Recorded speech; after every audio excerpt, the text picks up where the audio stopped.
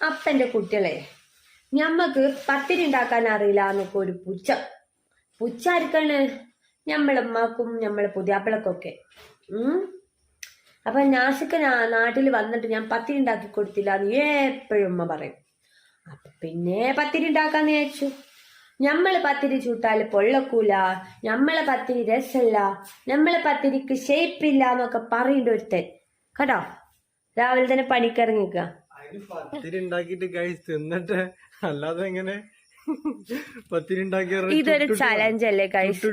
Guys ഞാൻ ചുട്ടിട്ടോ കാണായിട്ടാണ് ഞാൻ കാണിച്ചു തരാം കേട്ടോ. അതായത് കുറച്ച് മിസ്റ്റേക്ക് ഒക്കെ ഉണ്ടാവും. അതായത് പത്തിരി ചിലപ്പോ ഇങ്ങനെ ഒടിഞ്ഞിട്ടും ചതഞ്ഞിട്ടൊക്കെ ഉണ്ടാവും കേട്ടോ. ഷേപ്പൊക്കെ പോയിണ്ട്.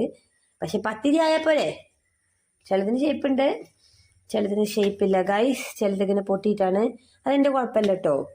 പൊടിയുടെ എന്തൊക്കെയോ കുഴപ്പമാ തോന്നുന്നുണ്ട് കണ്ടോ ഗൈസ്.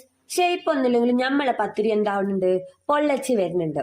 ഓക്കെ, അപ്പോ ഉമ്മാനോടാണ് എനിക്ക് പറയാനുള്ളത്. ഉമ്മ എപ്പോഴും എന്നോട് പറയും, എന്താ ഓന് വന്നിട്ട് വരുമ്പോഴല്ലേ, അപ്പൊ ഓന് വരുമ്പോ പത്തിരി ഉണ്ടാക്കി കൊടുത്തൂടെ എപ്പോഴും പറയും.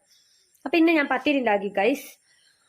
ചിലപ്പോ ഷേപ്പൊന്നും ഉണ്ടാവില്ല, അവിടെ ഇവിടെയൊക്കെ പൊട്ടിക്കൊണ്ടൊക്കെയാണ്, പക്ഷെ പൊള്ളച്ചു. ഞാൻ വീഡിയോയിൽ കാണിച്ചു തന്നില്ലേ.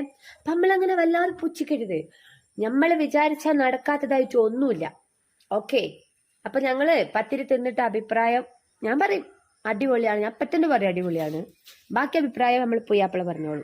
ഓക്കെ, ടാറ്റാ.